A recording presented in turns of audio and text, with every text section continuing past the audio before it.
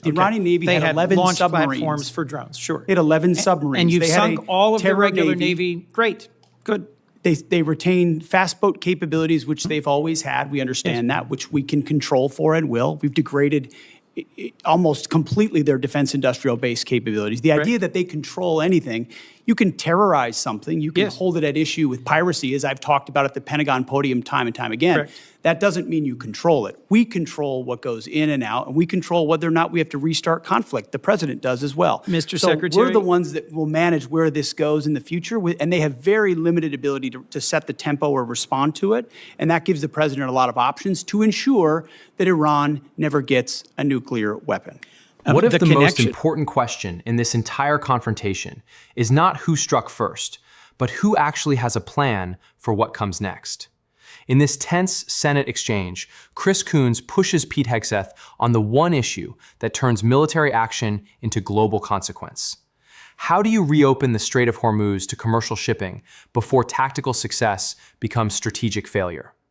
What follows is not just a political clash. It is a revealing moment where the language of control collides with the reality of risk, and where one unanswered question begins to feel bigger than the operation itself. Because if the world's most important energy choke point stays unstable, victory on paper may not look like victory for very long. Senator Coons, if you want to ask a couple questions until he arrives. Thank you, Senator Murkowski. Mr. Secretary, I'm just going to follow up on the questions I asked in my first round and the questions that had been asked by members of both parties. In my assessment, there was no imminent threat to the United States that justified the president using his Article II powers, and there was insufficient preparation to make sure that we had the right troops, the right capability deployed. There used to be a consensus in national security that America should only go to war when there's an imminent threat to our national security, when all other options have been exhausted, and when we have clear objectives and a plan for how it ends. As General Kane testified, the military was given 3 clear goals: sink the Navy, attack and destroy the ballistic missile launchers, and degrade their defense industrial base, and you've accomplished those. But President Trump celebrated regime change after saying that regime change was the real goal. And our NATO allies have delivered. They have allowed overflight. They have allowed projection of force despite not being consulted. You said just a few moments ago, Mr. Secretary, we control the Strait. But it's clear that reopening the Strait of Hormuz for commercial traffic eludes us, in no small part because Iran retains a robust stockpile of cheap, lethal Shahed drones, and they are getting help from our adversaries in rebuilding them. What is your plan for reopening the Strait of Hormuz, Mr. Secretary? I would just note that the majority of your question was highly disingenuous and loaded with suggestions that I very much don't agree with. From the beginning, please feel free, sir, to pick any one of those From the things. beginning, we've been very clear about the military objectives and the underlying strategic objective, which is preventing Iran from getting a nuclear weapon.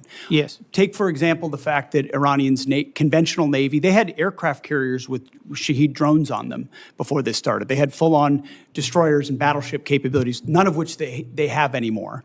And did the Iranian Navy have aircraft carriers? Iranian Navy had 3 drone aircraft carriers. The Iranian Navy had 11 launch submarines. Platforms for drones, sure. They had 11 submarines. And you've they sunk all of the regular Navy. Great, good.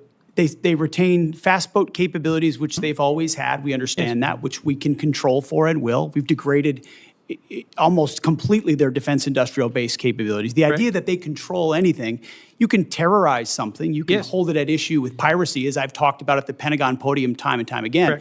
That doesn't mean you control it. We control what goes in and out, and we control whether or not we have to restart conflict. The president does as well. Mr. Secretary, we're the ones that will manage where this goes in the future, and they have very limited ability to set the tempo or respond to it, and that gives the president a lot of options to ensure that Iran never gets a nuclear weapon.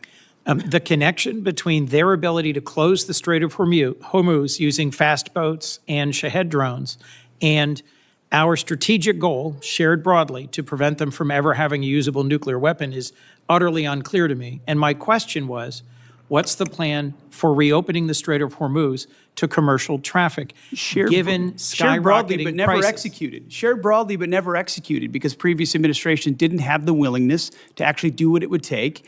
And when Iran was at its weakest moments following the 12-day war, but still wanted the pursuit of a nuclear capability, President Trump made the courageous decision to go at their conventional umbrella and shield, which they were using to protect their nuclear program, which we knew came with threats and branches and sequels. My concern, Mr. Secretary, is that you've achieved a series of tactical successes, but are on the verge of a strategic loss, because we are now negotiating. I just think it's so foolish. Here we are in a committee in the United States Senate, 74 days in, and you're talking about strategic loss.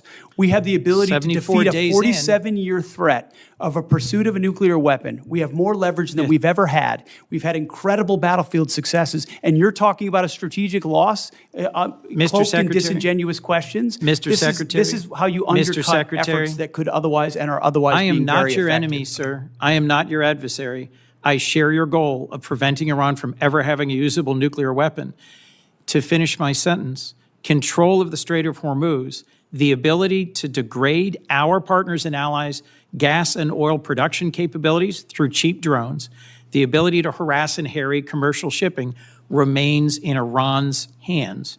And their demands are that we recognize sovereignty for them over the Strait of Hormuz, which I believe our president's rejected, you've rejected, I reject.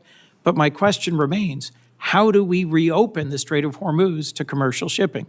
If we control it, how do we reopen it? And your average American is seeing this at the gas pump every single day as the cost of gas continues to rise. Senator Coons, I know that your question has not yet been responded to. And it deserves an answer. It does. But I also deserve understand an I'm delaying my colleagues. But that's the question that deserves an answer, Mr. Secretary. We do have Senator Kennedy. What makes this exchange so powerful is that it exposes the difference between sounding in control and proving that control can hold. Chris Coons is not simply trying to score a partisan point here. He is driving at the strategic question underneath the military headlines. Once force has been used, once capabilities have been degraded, once a president has acted under urgent authority, what is the actual plan for stabilizing the outcome? That is where this clip stops being just another heated hearing moment and becomes something much more revealing. Coons keeps returning to the Strait of Hormuz because he understands what it represents. It is not just water on a map. It is a pressure point for oil, shipping, insurance, markets, consumer prices, and regional credibility. If that artery remains threatened, then the cost of the conflict does not stay on the battlefield. It spreads outward, into supply chains, into diplomacy, into household economics, and into the question of whether military action has actually improved the strategic picture or merely widened the zone of uncertainty. And that is why his warning lands so hard. Tactical success can still become strategic loss. In other words, you can hit targets, degrade assets, and still end up with a bigger problem than the one you started with. Hegseth, on the other hand, answers from the posture of command. He rejects the framing, calls the question loaded, and insists that the United States controls what goes in and out. That is a strong line. It sounds decisive, confident, presidential even. But in documentary terms, that line is precisely what makes the moment so compelling, because it asks the viewer to choose between assertion and evidence. Control is easy to declare in a hearing room. It is much harder to demonstrate across a volatile maritime choke point surrounded by asymmetric threats, drones, harassment tactics, proxy pressure, and the permanent danger of miscalculation. So when Hegseth insists the United States is in control, the real dramatic question becomes, control of what, for how long, and at what cost?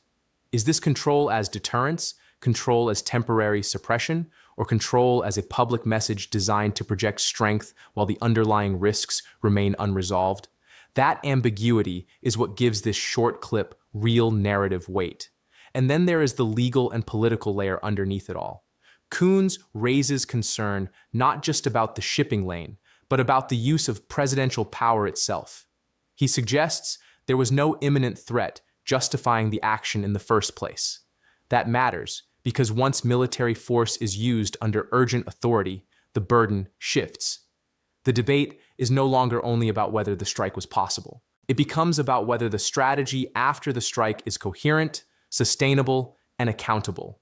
That is the deeper tension in this hearing. One man is asking for a roadmap. The other is defending the legitimacy and effectiveness of the mission. One is warning that short-term gains may be hiding long-term exposure. The other is insisting that pressure, degradation, and control are already producing the necessary outcome. That clash between oversight and executive confidence is exactly what makes this more than a policy clip. It becomes a window into how governments narrate force when the full consequences are still unfolding. What truly raises retention in a documentary script like this is that the audience can feel the unresolved part of the story. There is no satisfying closure in this exchange. There is no neat answer that settles the concern, and that lack of closure is not a weakness. It is the engine of the scene. Because once Coons asks how Hormuz will actually reopen for commercial traffic, the viewer immediately understands the scale of the stakes. This is not simply about who won the verbal exchange. It is about whether a military response can convert battlefield pressure into real-world stability, whether a choke point can be secured without broader escalation, whether consumer pain at the pump becomes part of the cost, whether the administration's public confidence reflects strategic clarity or merely the need to appear firm in a fragile moment. Those are the questions that linger after the clip ends.